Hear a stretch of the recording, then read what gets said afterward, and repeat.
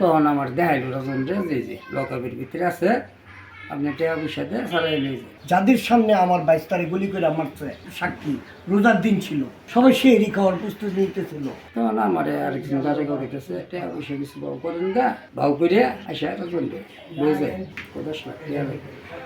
আমি ভাই 10 লাখ টাকা আমার তো জীবনে চুক্তিও দেখছি না। বাড়িতে আমাকে পুলিশে খুঁজতে আইছে, পুলিশে খুঁজবো কি লেগে পরে আমার ওয়াইফ জিগা কেন খুঁজেন আমাকে, আল্লাহর তো কোনো মামলা নাই। নথি খুঁজা বাইর করে দিই, আমার 22 তার হত্যা মামলা আমার উপরে দিয়ে দিচ্ছে। আমি মামলার কিছুই জানি না। পরে আমাকে এই কোর্টের থেকে যেহেতু আমার বিরুদ্ধে হত্যা মামলা দিচ্ছে, আমার নিজের 22 যে কথা সন্তান তো একই কথা। তো আমি আমার বাইকে নিয়ে আমি আইনের আশ্রয় নিয়েছি। আওয়ামী সরকারের পতনের পরে আমরা এই পদক্ষেপ নিই। 2টা রুম, একটা রুমের মধ্যে রাজন শুয়ে দিয়েছে, আর একটা রুমের মধ্যে আমি আর আমার পরিবার শুয়ে দিয়েছি। এই রাত্রে 1:00 থেকে 1:30 বাজে হঠাৎ করে এক গেটে ধাক্কাইতেছে। আমরা পুলিশে নিই, আমি কি ব্যাপারে তো রাত্রে তেলিগে রাখতেছেন, খোলেন দরকার আছে। রাজনকে শুয়ে দিয়েছি, রাখবেন জ্বর শরীরে বাইকে যাচ্ছে রাস্তায় করাপ করান করিয়া পরে কালকে দেয়া দেবো, আমরা দেওয়া যায়। তখন সকালবেলা আমরা গেছি, যাই দিয়েছি সেট নাই। তখন দারোগা কইতেছে বসেন গা স্যার আসুন।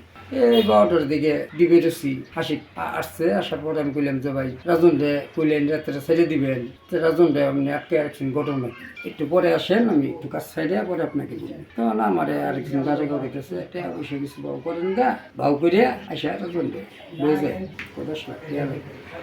আমি ভাই 10 লাখ টাকা আমার তো জীবনে চুক্তিও দেখছি না। বাসাত কান্দাকাটি করে বিকালে আবার গেলাম, উচি দেখা করে না, দেখা না করলে পরে আমরা কাউ করলাম 24 তারিখে। তখন আমার দেখাইল রাজন যে লকআপের ভিতরে আছে, আপনি টাকা পয়সা দিয়ে সারাই নিয়ে যায়। টাকা পয়সা নাই ভাই, তাই পড়ছি শুয়ে দিয়েছি। পরের দিন আমি স্কুলে ডিউটি করতেছি, রাত বাজে 1টার দিকে 3-4টা ডিবির গাড়ি। তখন দৌড় ফেলে গেছি, রাজন রে মন্দার গাছ তলিভাবে খাড়া করে রাখছে হ্যান্ডকাপ লাগায় আর দারোগারা। তখন আমি আশিকের পাও ভরে গেছি, পাও ভরলে কি তখন ফট করে একটা গুলি করছি। গুলি করার পরে আমি বয়ে পড়ছি, বয়ে পড়ার পরে আরেকটা গুলি করছি। 2টা গুলি করার পরে রাজন শ্বাস কেটে হয়ে গেছে।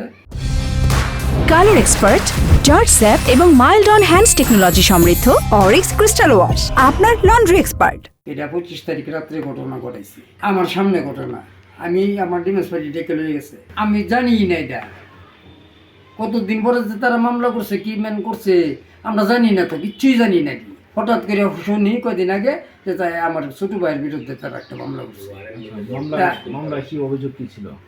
অভিযোগ দিছে যে আমার ভাই বলে আমার ছেলেরে মারছে, সম্পূর্ণ মিথ্যা। সে তো ময়মনসিংহে ছিল না, থাকেও না, জীবনেও না। আমার কোনোদিন যদি এই ধরনের বিচার কেউ বলতে পারে যে আমার ছেলে মাদক ব্যবসা করতো, তাহলে আমার যা বিচার হইবার হোক, আমারও বিচার হোক। 25 তারিখে গুলি করে মেরে ফেলছে। আমরা নিজের রক্ত সন্তান 22টা। পরে কী করলাম, আমরা কান্দাকাটি করে সময় দিছি। আমার বাইরে কেছি তাহলে তুমি থানার যা একটা মামলা করো। পরে হারুন ভাই যায় থানার গিয়ে মামলা করতে চাইছে। হারুন বাইরে থানা থেকে উঠায় লেগে গেছে ডিবির 80 উঠায় না যাওয়ার পরে হারুন বাইরে হুমকি দিছে, তার ছেলে রমাইরে আলাইবো, ছোটো ছেলে যা আছে ছেলে রমাইরে আলবো, তারও মামলা মিথ্যা মামলা দিয়ে জেলখানা চালান দিব। পরে আমি কইছি তাহলে তোমরা ওখানে থকিত, আল্লাহ যদি থাকে একদিন আমরা বিচার পাইবা।